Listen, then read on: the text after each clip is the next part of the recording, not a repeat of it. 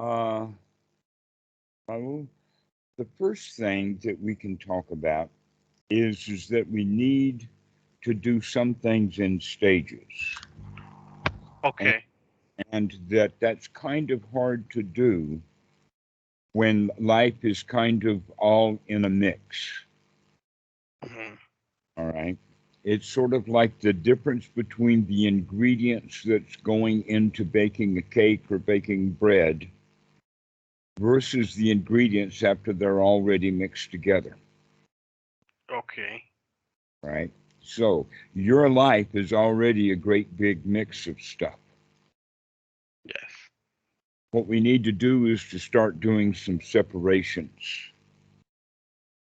Okay. Right. This is what the actual practice of meditation is for, is to get some separation. Once, uh, let us say that we came into the world ignorantly and innocently as babies, as children. And living in that society, we depended upon that society, that no tender infant can survive without family, and that family grows into all of society very quickly within a few years. And so we become dependent upon society and we're in it. And there are some major problems with society, just like some major benefits. And we buy into both sides of that. Okay. So one of the ways that we're looking at it now is let's get out of society and clean it out and start over again in a way. And then we can come back into the world having learned from our mistakes, having a fresh new look at things, and also uh, with a completely different attitude than a baby. Children are dependent, it's built in. You, as an adult, are not dependent, but we don't recognize that because we haven't fully grown up yet. Once we go off into seclusion and get the mind straightened out, then we can come back into society and not buy into the crap, but use wisdom instead of feelings. All right. Now, that's traditionally the way that the Buddha has taught. That's the way of practice and all of that kind of stuff. But and in fact, you could say that throughout traditional Asian history, that was easy enough to do. But in Western society, the society itself has grabbed you, owned you, told you things that you now believe are true, and that those things that you believe are true because you got them from society are now going to be problematic for you to get away from that society. See, every young man in Thailand has the opportunity, not only the opportunity, but a lot of family pressure to go and join the Sangha, to go and live in the Wat, to get away from the society. In America and in some places in Mexico, very few, there are Wats, and that tradition is just beginning to get grounded and started in the West, but it is in its bare infancy now, in the sense that almost none of the students of modern meditation practices have the opportunity to say, well, quit your job, get on an airplane, and go to Asia and go live in a temple. Why not? Not a big deal. The answer to that is the Americans, the Mexicans, all of the people in Western culture think that it not only is a big deal, but it's too big a deal. And not only that, but those who do see it as an opportunity rather than a big deal, when they come to Asia, then they have to struggle with a whole lot of stuff that they didn't know about because they hadn't been here before. In the sense that it's not just the Dhamma that you come from, but it's also Asian cuisine, Asian culture, Asian language, Asian ways of doing things. and that the Asians are also kind of used to having Westerners come in who don't understand Asian culture, and the Asians look down on Westerners, sometimes with very good reasons. So Asians don't even give the Westerners much of a chance of learning the Dhamma. And so there's a whole lot of struggles that we have to put up with in this. And the correct way of practicing then is to practice your meditation with the understanding and the intention of being away from everything else, especially the way that you think and the way that you have done things. The way you go to sleep at night, the way you wake up in the morning has now all got to be part of the society that you're putting aside and starting off again fresh. This is why the Buddha recommends going to the woods, to the foot of a tree, to an empty hut, to a heap of straw, find some place that's comfortable, and hang out for a while. Let the mind settle down. This is actually what they try to do in a retreat, but they don't, let us say the retreats are too intense the way that they're operated, rather than allowing people to just retreat in the sense of getting away from the world. Now they've got a whole lot of stuff to do called a meditation retreat, right? And so that too is kind of problematic of moving out of doing this into doing that. And what we really need to look at for you is the understanding of, at least for a few times a day, for about 10 minutes, you're going to get out of doing this and to not do that, but rather not do much of anything at all. Okay. Okay? That we're going to practice not doing a bunch of stuff, especially the not doing that's in the mind. This is what we call the hindrances, is the doing of the world that we take with us. All right? We want to stop doing all of that stuff, and what we're going to do instead, the little bit of doing, is to be here now. Now, a lot of people, when they've heard about that from Buddhism, they think it's a great big whoop-de-doop deal. It's hard to be in the here now. Really, that's not true at all. That's the easy part. The hard part is to stop doing, is to put on the brakes and start listening to the mind and recognize we don't have to do that right now. We can pay attention to what's going on right now instead. This is the beginning of the practice of Anapanasati. And the Buddha has a story about it. He calls it, or actually I call it in English, for easy reference so that students will understand it, we call it the log in the bog. Log in the bog. The log in the bog is a tree that has fallen over in the swamp. Okay, now there's certain kinds of trees that live in swamps.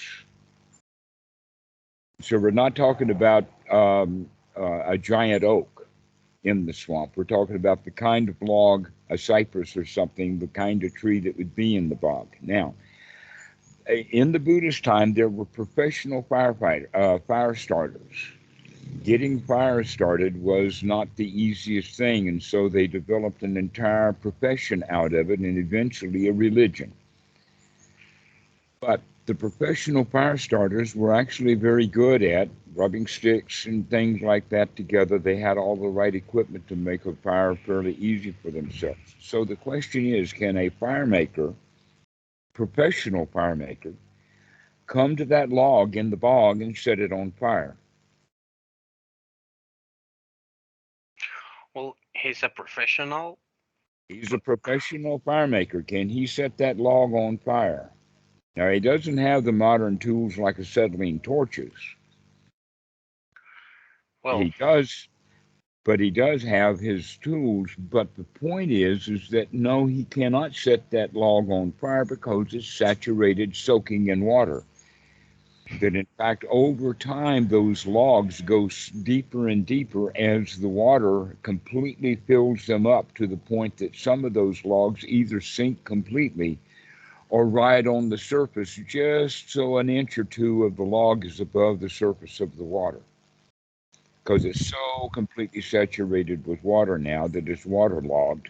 Basically, that's how that term comes out. Okay, logs get waterlogged and then they sink. So you cannot start that log on fire. But if you grab that log and hoist it out and pull it out onto the dry land, now can the log be set on fire? After a while, after it dries. So the answer is not when you bring it out of the water, because it's Yeah. still completely waterlogged. But you can lay it there in on the land so that the gravity will pull the water down and the sun will shine and bake it, and some of the top of the log will evaporate and the rest of the log will go down. So that there eventually will come a time that even when the log is almost completely saturated with water, still there's enough of the log that's dry now that you can set that on fire. Yeah. This is, in fact, how the ancients made dugout canoes to make it easy. That's exactly how they did it. Okay. They would use fire on the part of the log that was not saturated with water, and it would be, and then they would dig it right out, dig the ash out, and they've got a canoe. So, this point that we're making is also very much like the mind, that we are saturated in the bog of society. So saturated, in fact, we don't even know that we're completely saturated in it. And so, getting the human, getting the body, getting the mind out of society is beneficial. Now, what's happening with you and with most of the students and people who work for a living and all of that are practicing meditation, they come out onto the beach for maybe 1 or 2 or 5 or 10 minutes, maybe an hour, and then they jump right back in the bog. Yeah. And then they come out for a little bit, then they jump right back in. Okay. So we need to find a way of making the time that you're out of the bog most beneficial for you so that you can get benefit out of it. Okay. So that then when you go back into the bog, completely hollowed out, now you will float on top of the water and not be drowned under it. Okay. This is what we mean by the supramundane. So the supramundane would be Supramundane the. means being above the world or above the bog, above the swamp. Okay. Okay, now Okay. we have the analogy, and this is quite prominent in Washington, D.C., but it seems to have gotten all over the place, and that is the idea of going to drain the swamp. With the idea that the swamp draining guy has gone to Washington, D.C. to help fix the place, and he's now in this photo of a man in the swamp surrounded by alligators. And the caption under that is that when you're up to your hips in alligators, it's hard to remember that your original intention was to drain the swamp, Hmm. right? Well, this is what society is all about. Everyone goes to Washington. All of the pages, all of the assistants, the employees, the politicians, they all go to Washington with the idea that they're going to fix things that are broken. Very soon, they wind up getting stuck in the bog, up to their hips in alligators. And after a while, some of them actually become alligators. Yeah. If you can understand it like that, you can understand then that ordinary people, when when we go into a let us say a task like a job, like a protest or a movement or something like that, that the individuals often get swallowed up in the bog that they're making. And it's best for us to stay out of those kinds of bogs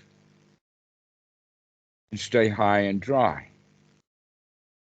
Okay. Or at least get high and dry so that we can then float on top of the bog if we have to go back in it. As in Christianity, they have Jesus to say to be in the world but not of the world. This is an example of what we're talking about there, is that you actually have to get out of the world to dry out, hollow out, and then you can go back into the world, be on top of the world, like a Okay. dugout canoe. Okay? But unfortunately, you're not going to give yourself that option. You're going to give yourself the option of going back into the water, back into the bog over and over and over again, even though you're really not ready. Okay. Okay? But you can practice that with that knowledge and understanding.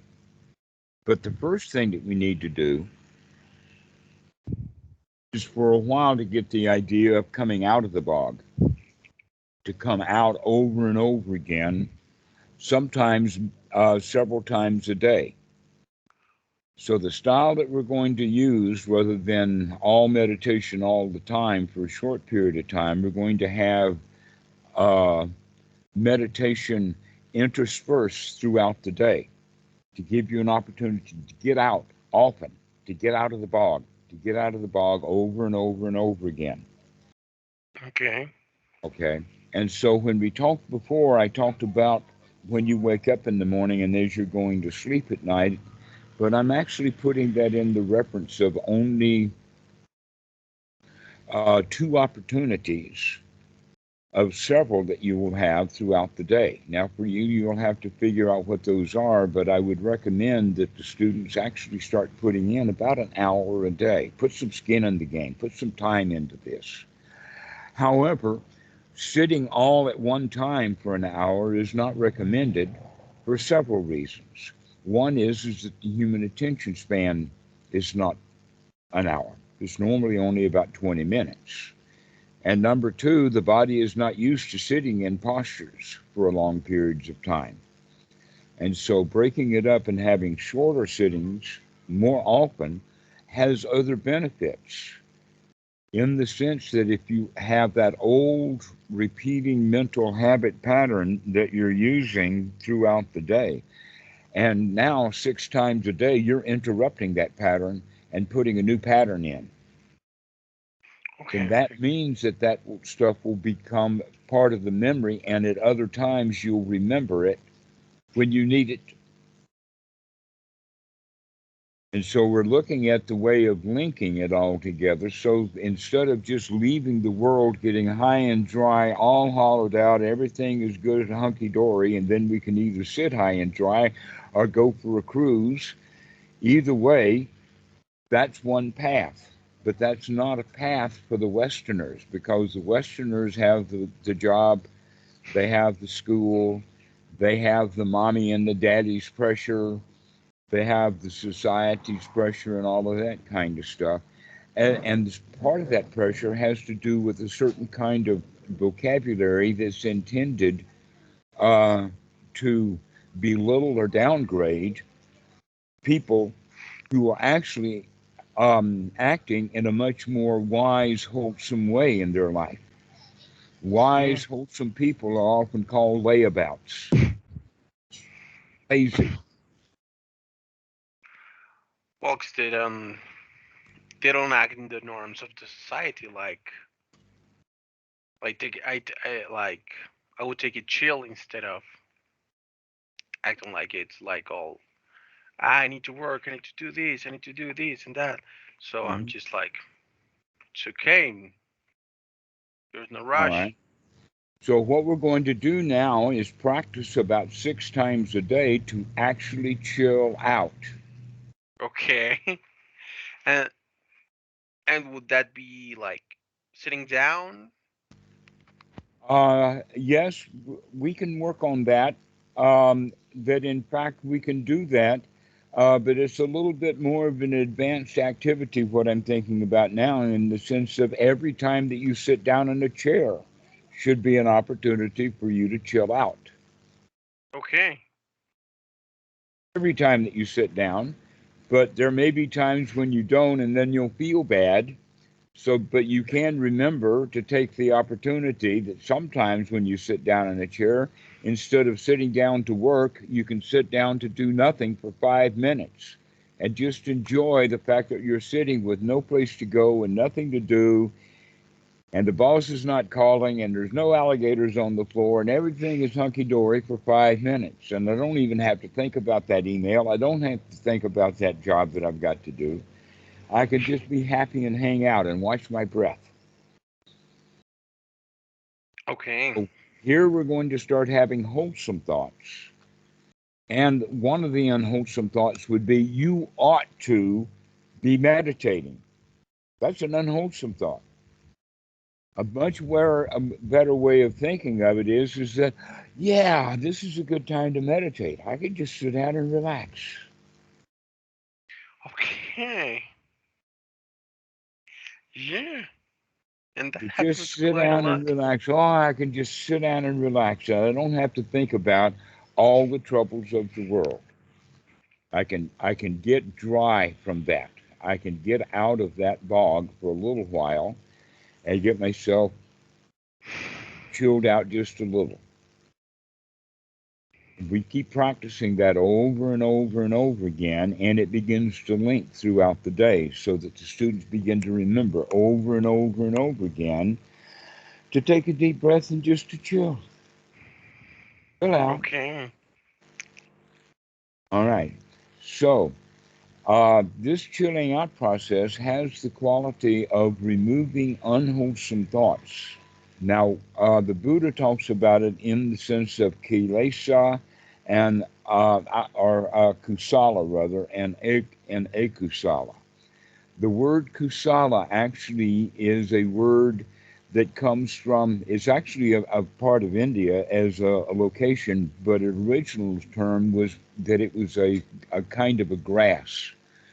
But it was a heavy, heavy duty grass. It was so heavy that the big leaves were heavy and thorny, and that you could drive the leaf out of this Kusala grass and then use the leaf itself, dried out and pressed down under a rock, as a knife. And it would cut all kinds of things. Cut your skin for sure. Cut bread. It wasn't strong enough to cut wood, but Kusala grass has historically been like humanity's first knife because it was easy. And what we Okay. mean by that is the Kusala or Akusala means, will this knife cut? Will this dog hunt? Do you have skin in the game? That's the question when we talk about Kusala versus Akusala. So Akusala means that we can't cut into this. We can't see it. It's unwholesome. Hmm. But when it's Kusala, that means that we can look into it, we can see it. It becomes wholesome. It becomes useful and valuable. Oh, we're Okay. going to start looking at thoughts as to whether they're wholesome or unwholesome, or whether we can see directly into them or not. By seeing directly into them, To what do you see the mean? wholesomeness. Okay. Okay. Now, this is a skill to be developed. This is not something that I give you an idea and you've got an insight and all of a sudden you've got a full blown skill going. No, this is going to take some time to develop that skill. And that skill means is that things that you were doing, you now see are unwholesome. Now, normally people will be very slow to do that because they don't like the fact that we screw up. We're not supposed to screw up. But here we're going to be actively engaged, happily engaged with watching the mind go into unwholesome states so that we can catch it doing that. Because otherwise, we're just going to stay stuck in all of those unwholesome thoughts. Okay. We're going to start looking at them, and that we can we're going to start looking at Akusala and Kusala in the following way to get you to understand what we're talking about.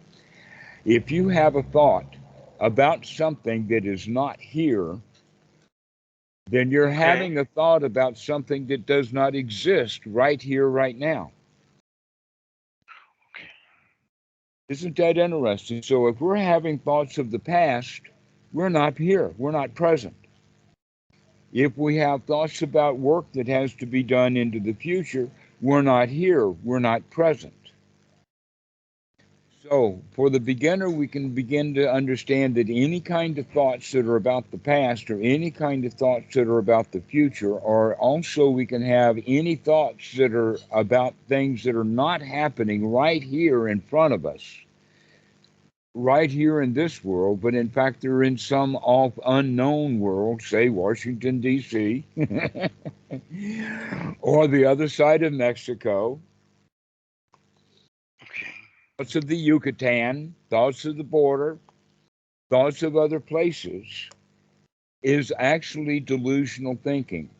Now, humans don't like to call that delusional thinking, and so we build other kinds of words around it. We call it conceptual thinking. We're Okay. conceptualizing. We've got a concept here, all right? And so Okay. we begin to look at the distinction between observing what is real and thinking about what's real versus concocting or dragging up memories from the past or having conceptualized thought. So, conceptualized thinking is, in fact, a way of understanding what we mean by wholesome versus unwholesome. Another way of looking at it is in the sense of thoughts that are judgmental are thoughts that are critical. Thoughts that are critical in the sense of this is good, this is better, I like this, I don't like that, that in fact, critical thinking is the entire basis of the second noble truth. The cause of suffering is critical thinking. I like that and I want it and I want more of it, or I don't like that and I got to stomp it out with a hammer, right? Okay. This is all the doing of the world. The doing of the world is all based upon critical thinking. That in fact, the humanity is so messed up that they even think that critical thinking is a good thing to do. They Hmm. advertise it in school. Oh, you've got to think critically. I would rather them say you got to think wisely because critical actually means criticism, going around finding fault, judgments, and all of that. Now, this what we're talking about now. This concept of right and wrong, good and bad. This is good. This is better. That's best. All of this comparison, critical thinking. The dangers of it have been known for many, many centuries. That in fact, this is the what we're talking about. Actually, is the story of Adam and Eve. It's that old. What is the story of Adam and Eve? Many Christians, they get wrapped up in the story rather than the moral of the story or the outcome of it. And so they get into talking snakes and apples and fig leaves and who did it first and all of that kind of stuff. But there really is a teaching in there, and that is that Adam and Eve ate of the fruit of knowledge of good and evil. Right? That's the little phrase. Eating of the fruit of the knowledge of good and evil means that the eating of the fruit means that they had to put up with the results of their actions. They had to put up with something that they did. What did they do? They gained knowledge of good and evil, which meant they went around paradise saying, I like that, but that tree's got to come out. You know, I live in paradise here. There's a really beautiful singing tree here, but it's got yellow leaves on it today, and I don't like that. And so I'm going to take that tree up. I'm going to dig it up and throw it out because I want only in my paradise to have green leaves. No yellow leaves allowed. All right? With that kind of attitude, how long will there be trees in this paradise? It will eventually be all torn up. Exactly. This is what we mean by paving paradise and putting up a parking lot, is that we keep throwing things out because we've judged them to be bad. And by doing so, we have destroyed the very paradise that we live in. You actually live in a paradise, but you don't know it because you go around judging it. Yeah. And so that's what we mean by critical thinking. The worst part of it is that you also judgmental or critical of yourself. Part of the reason why you called me is because you want things to be better. Yeah. Yeah. Guess what? Maybe they won't be, but you can be happy anyway. Maybe they won't be any different than they are now, but what can change is your attitude about things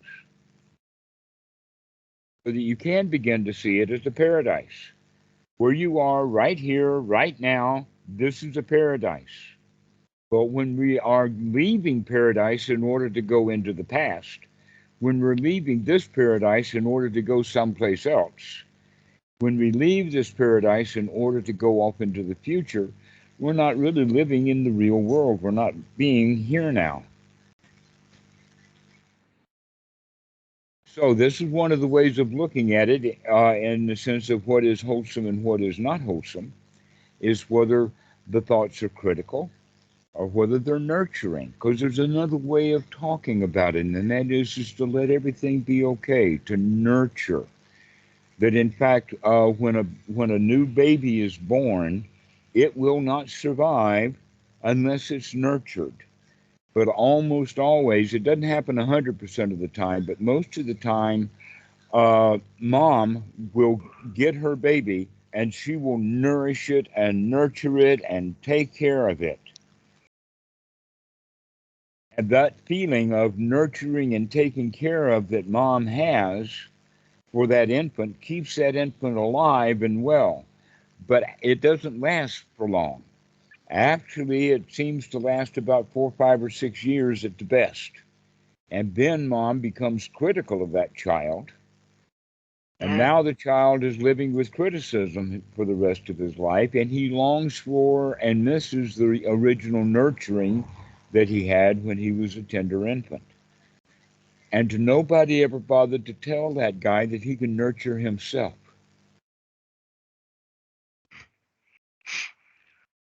Yeah. This is what we again mean by wholesome thoughts, is to begin to nurture ourselves in the paradise that we are currently in this moment, and coming out of the critical thinking. Okay. Um, Okay, go ahead. like today, I was taking a walk. Like this has been on my mind for quite a while since the last time we spoke. Really, actually. So it's like I go walking and like I've always had this feeling that life is like really just like a beep, like boom.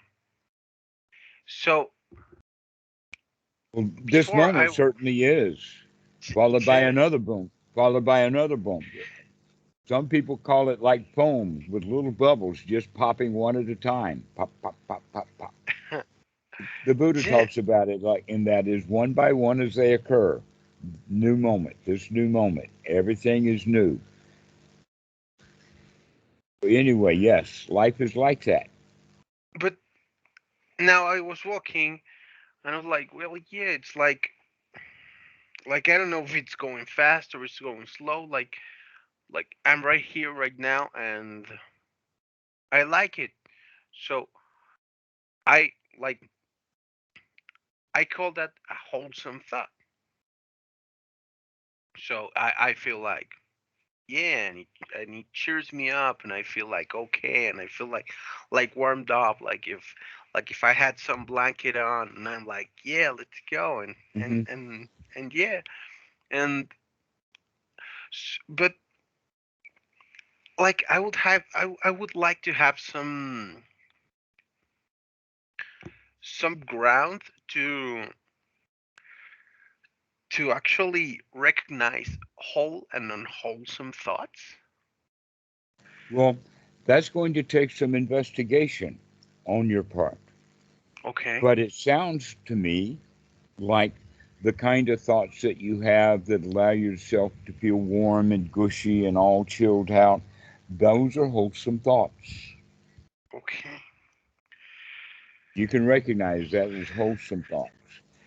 Now, in various suttas, the Buddha talks about this stuff in various ways. Um, but it seems like that Western Buddhism, for some reason, didn't get it. In one way, the Buddha talks about it as obstructions. Because a lot of people don't understand obstructions as obstructions because we get some gratification or delight out of it. We cannot see the dangers in it. Another way that the Buddha talks about it is in the sense of hindrances. And in this regard, he's talking about the hindrances that are in this moment hindering you from being in a really warm, gushy state.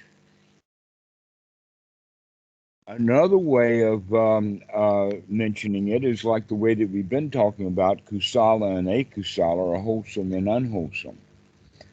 But in the Anapanasati Sutta, the Buddha uses a specific kind of language here, in the sense that step 10 of Anapanasati, and these are not actual steps like marching steps, up 2, 3, 4, 5, 6, 7, 8, but rather just in order of appearance. In the sense of the listing on a piece of paper, just to understand it, it's step 10. But basically, it's one of the first things that we need to do, and that is to gladden the mind. Gladden the mind, or to brighten the mind, to literally pick it up out of the garbage, or to take it out of the bog and put it up on the ground.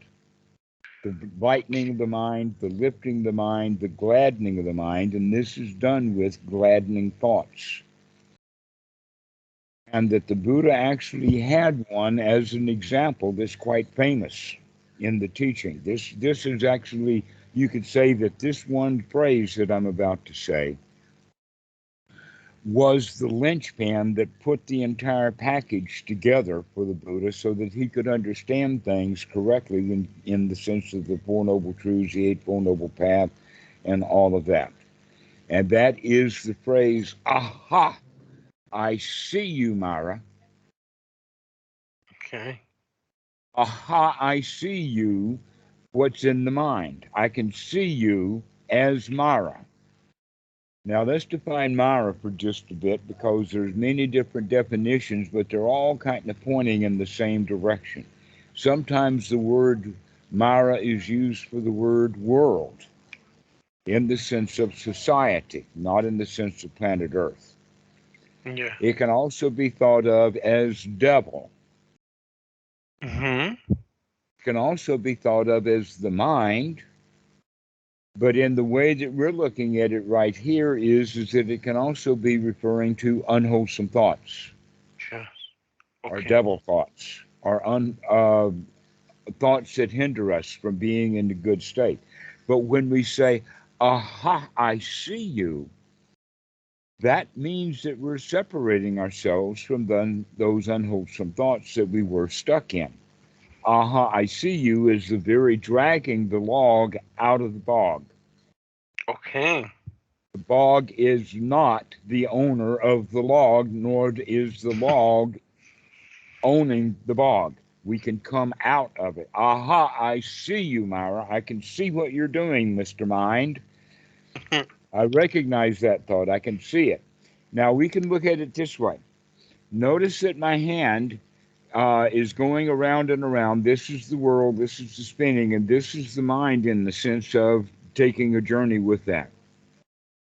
But then the sati comes, the wake up, the investigation to see, look at this, look at this.